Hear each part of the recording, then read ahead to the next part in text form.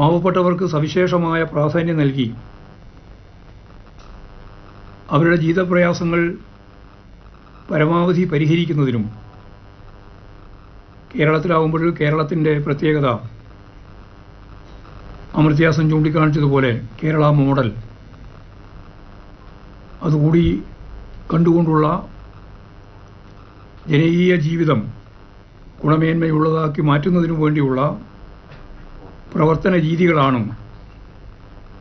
പാർട്ടിയും ഇടതുപക്ഷ ജനാധിപത്യ മുന്നണിയും അവലംബിക്കുന്ന സമീപനം. വികസനത്തെ സംബന്ധിച്ചുള്ള പാർട്ടി കാഴ്ചപ്പാടുകളെ അടിസ്ഥാനപ്പെടുത്തി അതുകൂടി വെച്ചുകൊണ്ടാണ് തെരഞ്ഞെടുപ്പ് പ്രചരണങ്ങളിൽ പാർട്ടി അതിൻ്റെ എല്ലാ അർത്ഥത്തിലുമുള്ള ജനകീയ ബന്ധം സ്ഥാപിച്ച് മുമ്പോട്ടേക്ക് പോയിട്ടുള്ളത്. ഇതാണ് പാർട്ടി നിലപാട്. മറ്റിതര സംസ്ഥാനങ്ങളിൽ നിന്ന് വ്യത്യസ്തമായി കേരളം ഏറ്റവും പിന്നണിയിൽ കിടക്കുന്ന ജനവിഭാഗത്തെ ഗുണമേന്മയുള്ള ജീവിതം നയിക്കാൻ പ്രാപ്തമാക്കി എന്നുള്ളതാണ് അമർത്യാസൻ്റെ ഭാഷയിൽ പറഞ്ഞാൽ കേരള മോഡൽ. ആ കേരള മോഡലിനെ ശക്തിപ്പെടുത്തലാണ് പാർട്ടി എല്ലാ സന്ദർഭത്തിലും തിരഞ്ഞെടുപ്പുമായിട്ട് ബന്ധപ്പെട്ട് അതിൻ്റെ പ്രകടന പത്രിക തയ്യാറാക്കുമ്പോഴും ഗവൺമെൻറ് അതിൻ്റെ ഭാഗമായിട്ടുള്ള പ്രവർത്തനങ്ങൾ നടത്തുമ്പോഴും ചെയ്തുകൊണ്ടിരിക്കുന്നത്.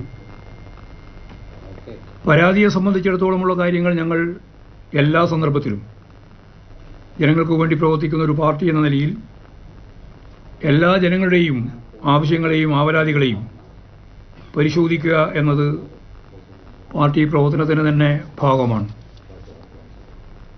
കമ്മ്യൂണിസ്റ്റ് പാർട്ടിയുടെ ഈ പ്രവർത്തന ശൈലി പാർട്ടി പ്രവർത്തകരും അനുഭാവികളും ജനങ്ങളും പരസ്പരം ബന്ധപ്പെട്ടുകൊണ്ട് അവരുടെ തന്നെ ഭാഗമായി അവരുടെ തന്നെ നേതാവായി പ്രവർത്തിക്കുന്ന സമീപനമാണ് പാർട്ടി ആകെ കേരളത്തിൽ സ്വീകരിച്ചുകൊണ്ടിരിക്കുന്ന സമീപനം. സംസ്ഥാന സർക്കാരിൻ്റെ സമീപനവും ജനങ്ങൾ നൽകുന്ന പരാതികൾ പരിശോധിച്ച് പരിഹരിച്ച് മുമ്പോട്ടേക്ക് പോകുന്ന രീതി തന്നെയാണ് ഞാൻ നേരത്തെ പറഞ്ഞ ആശയങ്ങളെ അടിസ്ഥാനപ്പെടുത്തിയിട്ട്. ഈ ഒരു പശ്ചാത്തലത്തിൽ വേണം അൻവറിൻ്റെ പരാതിയെ സംബന്ധിച്ചിടത്തോളം എങ്ങനെയാണ് പാർട്ടി കൈകാര്യം ചെയ്തത് എന്ന് മനസ്സിലാക്കാൻ.